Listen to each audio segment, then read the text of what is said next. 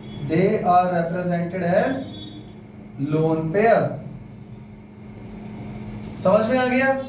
अब इसके बाद तुम लोगों को बच्चों प्रैक्टिस करनी है। मैं तुम्हें बता देता हूं कि कहां से प्रैक्टिस करनी है। एक बुक देना। अरे ये